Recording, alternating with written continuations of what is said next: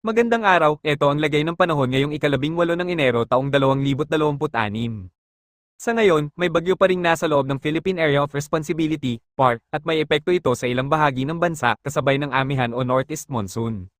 Ngayong umaga, asahan ng maulap hanggang bahagyang maulap na kalangitan sa maraming lugar, medyo malamig ang simoy ng hangin dahil sa amihan, pero may kaunting init kapag sumisilip ang araw. Pagsapit ng hapon hanggang gabi, inaasahan ng pag-ulan o panakanak ang buhos ng ulan, lalo na sa silangang bahagi ng Luzon, Bicol Region, at Eastern Visayas, dulot ng bagyo at ng pinalalakas na amihan, may posibilidad din ng thunderstorm sa ilang lugar.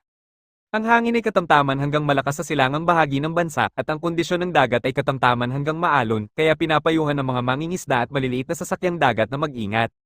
Ang UV index ay katamtaman, kaya kung lalabas bandang tanghali, mainam pa rin gumamit ng proteksyon laban sa araw. Paalala, magdala ng payong, mag-ingat sa posibleng pagbaha at landslide, at patuloy na makinig sa mga opisyal na abiso ng pag-asa, manatiling alerto, ligtas, at handa sa anumang pagbabago ng panahon.